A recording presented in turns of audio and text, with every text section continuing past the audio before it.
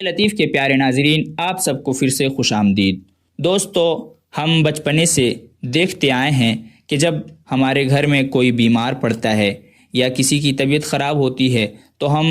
Glass میں پانی لیتے ہیں اور کسی سے قرآن پاک کی آیتیں پڑھوا کر، دعائیں پڑھوا کر یا خود سے پڑھ کر اپنے بیمار کو پلاتے ہیں، اور اللہ تبارک و تعالی اپنے نام کی برکت سے اس پانی کے ذریعے ہمارے بیماروں کو، ہمارے مریضوں کو شفا بھی عطا فرماتا ہے۔ یہ ایک چیز ہے جسے ہم مانتے چلے آ رہے ہیں اور ایسا ہی کرتے چلے آ رہے ہیں، لیکن جب ہم کسی چیز کو کر رہے ہوتے ہیں اور پھر بعد میں وہ چیز کسی طرح سے پروو ہو جاتی ہے تو اس وقت جو خوشی ہوتی ہے وہ ایک الگ ہی طرح کی خوشی ہوتی ہے۔ دوستو، آج کی اس ویڈیو میں آپ کے سامنے ایک ایسا ہی انٹرسٹنگ فیکٹ رکھوں گا جسے سن کر آپ کو حیرت بھی ہوگی اور خوشی بھی ہوگی۔ تو آئیے ویڈیو کو شروع کرتے ہیں۔ دوستو، ایک جاپنیز سائنٹسٹ ہیں، ڈاکٹر مسارو ایموٹو نام ہے اس کا۔ اس نے پانی پر، الگ الگ طرح کے پانیوں پر اس نے ایکسپیریمنٹس کیے ہیں، اور اس کے بعد پھر اس نے ایکسپیریمنٹ کرنے کے بعد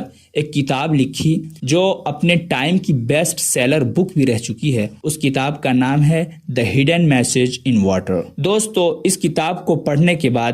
اس کتاب میں انہوں نے جو تجربات کیے ہیں اس کو لکھا ہے، جس سے یہ معلوم ہوتا ہے کہ پانی ہماری باتوں کا بھی اثر قبول کرتا ہے۔ ہم جو کچھ پانی پر بولتے ہیں، پڑھتے ہیں، اس پر پھر دم کرتے ہیں، اس کا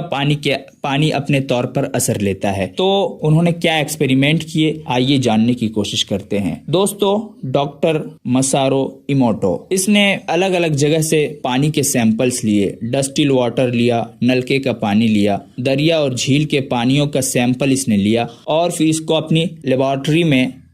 ان پانیوں کے کرسٹل بنائے، یعنی چھوٹے چھوٹے برف کے ذرات بنائے، ان کو جمع کر کے۔ اب وہ جو کہتا ہے، اس نے کہا کہ اس تجربے سے اسے معلوم ہوا کہ پانی اگر بالکل خالص اور پیور ہو تو اس کے کرسٹل بہت خوبصورت بنتے ہیں، لیکن اگر پانی خالص نہ ہو تو کرسٹل یا تو بنتے ہی نہیں ہیں یا بنتے ہیں تو بہت بھدے بنتے ہیں۔ اس نے دیکھا کہ ڈسٹلڈ واٹر جو عام طور سے انجیکشن میں استعمال ہوتا ہے، اس سے خوبصورت کرسٹل بنے، اور صاف پانی والی جھیل کے پانی سے اس سے بھی کرسٹل بنے، لیکن نالی کے پانی سے کرسٹل بالکل ہی نہیں بنے۔ اس نے ایک اور تجربہ کیا، اور وہ یہ کہ پانی کو اس نے الگ الگ بوتلوں میں جمع کیا اور ہر بوتل کے سامنے الگ الگ قسم کی میوزک بجائی، اور اس کا اثر یہ ہوا کہ موسیقی کی ہر قسم سے، اس میوزک کی ہر قسم سے کرسٹلز کی ایک نئی شکل بنتی گئی۔ مطلب پانی نے میوزک کا بھی اپنا اثر لیا۔ اس کے بعد اس نے ایک اور تجربہ کیا اور اس کا رزلٹ بھی کافی حیران کن تھا۔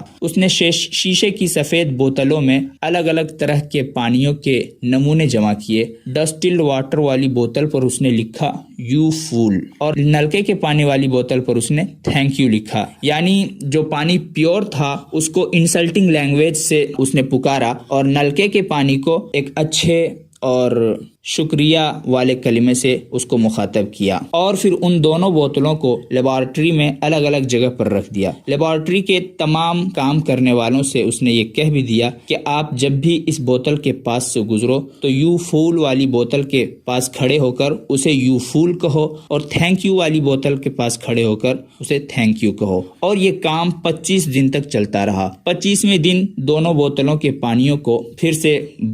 ان کے برف بنایا گیا اور کرسٹل بنایا گیا ان سے، اور نتیجہ اور رزلٹ جو تھا وہ کافی حیران کن تھا۔ جو بالکل صاف اور شفاف پانی تھا اور جس سے پہلے بہت ہی خوبصورت کرسٹل بن چکے تھے، اب وہی پانی اس سے کرسٹل تو بنے لیکن انتہائی بھدے اور بدصورت بنے۔ ڈاکٹر ایموٹو کے کہنے کے مطابق یہ کرسٹل اس پانی کے کرسٹل سے ملتے جلتے تھے جن پر ایک مرتبہ انہوں نے سیٹن یعنی شیطان لکھ کر رکھ دیا تھا، اور نلکے والا پانی جو پہلے خراب تھا اور جس سے پہلے بدصورت کرسٹل بنے تھے، اس مرتبہ اس پر تھینک یو لکھا ہوا تھا، اور کئی لوگ 25 دن تک اس پانی کو دیکھ کر تھینک یو کہتے رہے، اور تو اب اس پانی سے بہترین اور خوبصورت کرسٹل بن گئے تھے۔ اس کا صاف مطلب یہ تھا کہ پانی باتوں کا بھی اثر لیتا ہے، اور ویسی ہی کوالٹیز اس کے اندر پیدا ہو جاتی ہیں۔ اچھی باتوں سے اچھا اثر لیتا ہے اور بری باتوں سے برا اثر لیتا ہے۔ دوستو، تو اس تجربے سے پتہ یہ چلا